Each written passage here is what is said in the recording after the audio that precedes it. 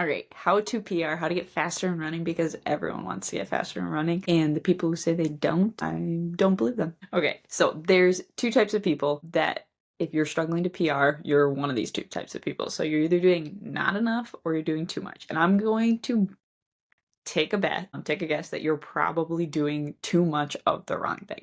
Now, before you exit out, I'm going to show you some symptoms of why you are doing too much and you're just doing you might be doing like the right amount, you're just doing the right amount of the wrong things. Okay, so I'm going to completely break it down. I'm going to show you how to structure your next running season and how to get an exact PR. Okay, so here's some symptoms of why you might actually be doing too much. So if you're constantly getting injured, you're feeling like way too exhausted, like running doesn't feel easy anymore, right? There should be some hard days, but if you have hard days, most of your days, you're doing the wrong things.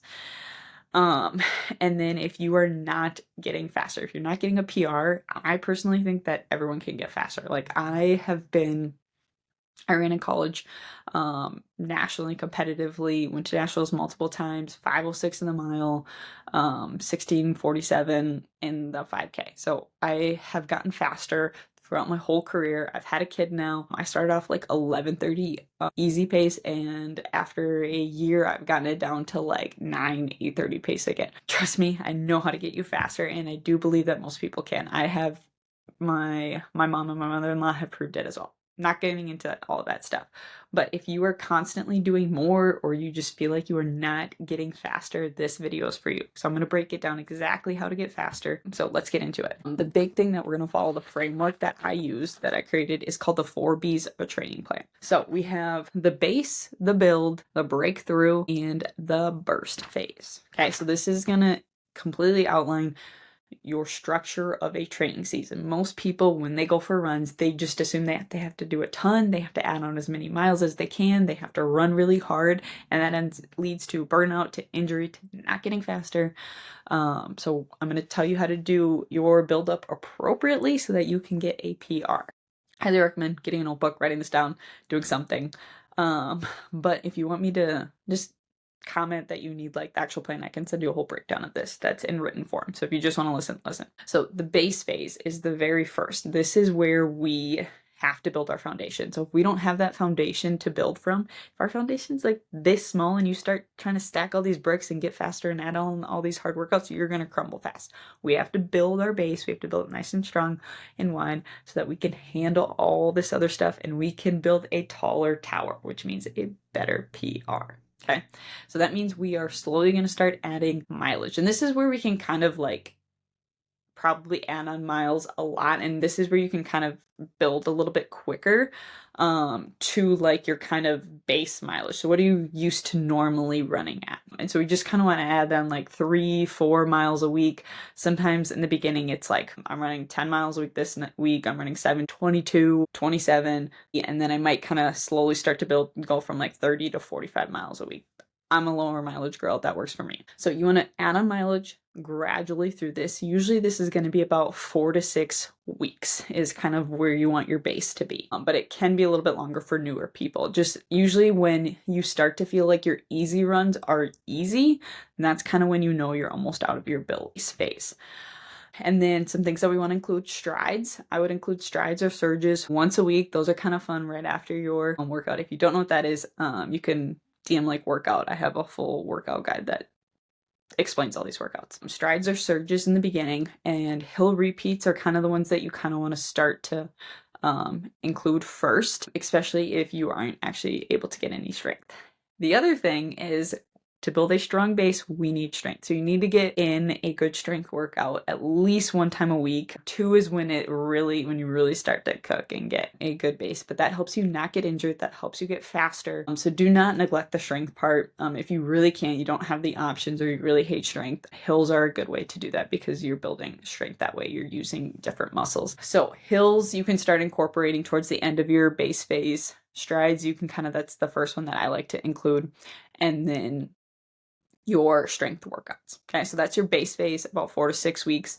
Usually a training season is about anywhere from like 12 to like 18, 20 weeks. The longer ends are usually for your marathon, your trail race, half marathon. Shorter is like 5K, 10K, or even kind of newer runners that you just don't really want to burn out. So that's the base phase.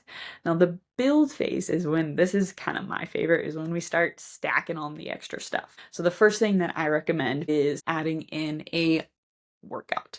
So usually your first workouts are going to be more like time effort based, like your fartleks are usually a really good one, your ones, your progression runs, or your snowball runs. And those are just, you're not looking at your watch, because when you first start out, you're not going to be as fast as you want to be. So it's more just based on effort till your body kind of starts to get used to those harder workouts. So we add in a workout, then you start to add in your long run. Usually your long run, you want to increase 1 to 2 miles every week, and it's the longest run of your week. Usually most people do them on weekends because you have more time that you can commit to it. Your long run, you usually, if you don't want to go over your race distance, but you won't if you're a marathoner too. But slowly build up your long run.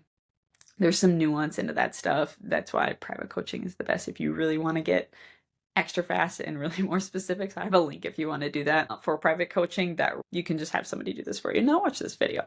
But workout, then you start adding in a long run. And then the other one is you can start adding in another workout too. So if you've been in the game longer, you can start to add in a second workout that kind of hits a different piece in your running economy. So you can add in, like, let's say you have more of a speed work day and then you have more tempo, or you have like a progression run and then you have shorter repeats. You can kind of like mix and match, but you don't want to just hit the same workout every single time. Like if you're doing tempos consistently, constantly, you're not going to be gaining anything because your body just gets used to it and you're not really pushing your limits anymore. So that's why it's good to switch it up, but also kind of do a couple of workouts. You kind of want to repeat a couple so that you can kind of get the most out of it once you've learned how to do the workout. But usually like max, you want to hit a workout like 2-3 times. Tempos are ones that you can probably come back to a little bit more than that.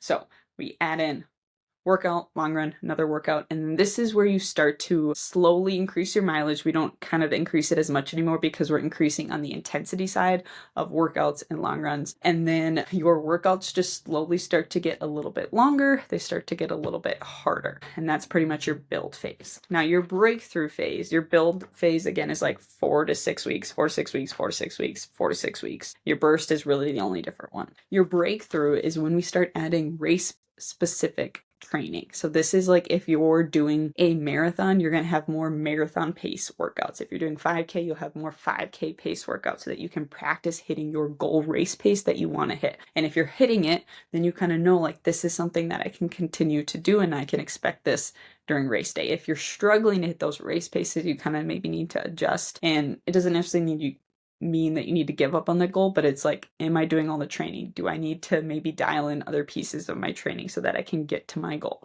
So breakthrough is when we add in more race specific stuff.